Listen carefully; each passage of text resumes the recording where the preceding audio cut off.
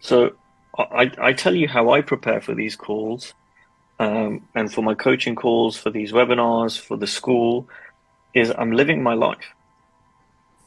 And that's not a cop-out answer. Everything that I do every single day is preparation for these calls.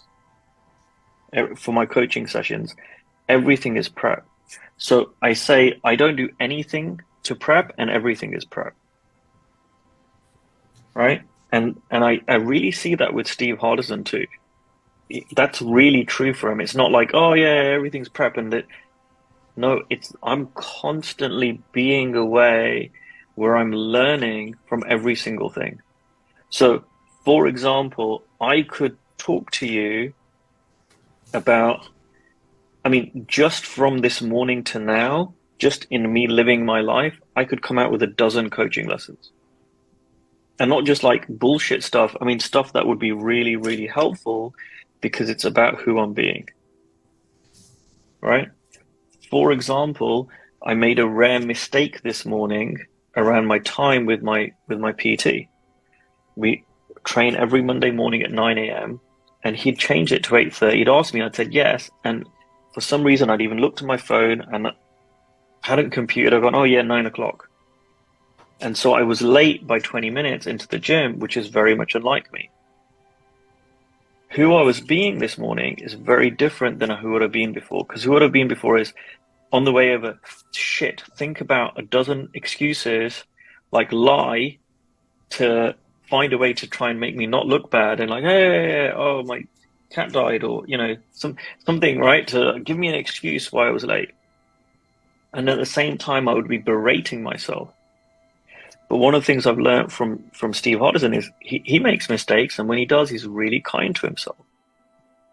So it's this kind of paradox where, on one hand, he's really, really, really being his word more than anyone I know. And he's really, really, really, really kind to himself when he messes up. And so I had that this morning and I was like, right, I ran into the gym and my PT was like, man, you got it quick. Because I rang him as soon as I realized. Because again, as soon as I know I'm out of integrity, I clean it up. Hey, I'm really sorry. I messed up. It's my fault. Will you still be there? I'll be there in a minute. Yeah, but yeah, right. And I run over, we get there, and he said, what do you want to train today? And I said, well, it was shoulders. He went, great. I've got 40 minutes. I've got a great 40-minute workout. You won't be able to last longer than 40 minutes anyway. Great, let's do it. And then there's no room for self-judgment. Who I'm being is like, I'm going to have the best 40-minute workout I've ever had. And I did. And I felt great. My trainer feels great. It's cleaned up. I apologized. Anything I need to do to make it right? No, you're good. Done. And that's the short version. And there's like a bunch of other things that have happened along the way today, including what happened 2 seconds before I started this call, right? In a disagreement with my wife. Everything is prep. So that's one answer. That's just one. Here's the other answer. So that's kind of more of a being answer. Now here's a doing answer. Ask yourself, what is the most burning question? What is the biggest sticking point you have right now to growing your practice? This school is really about making more income as a coach, and not just making more income, doing it in a way that is ethical, doing it in a way that's in line with your values, doing it in a way which is fun and you're not burning out. So, all right, what's the biggest challenge right now? It could be like, I don't know where to get my next client. I've got a question about fees, or the biggest challenge I've got right now is time. I seem to be time poor, or whatever it is. Wherever you are in your coaching practice, there's going to be something that's the biggest issue. What some coaches do is they either talk themselves out of asking a question. Oh, no, I can't ask that question. It's already been asked before. Oh, I know the answer to that. Well, if you're still struggling with it, you don't know the answer. So it might be worthwhile revisiting it, right?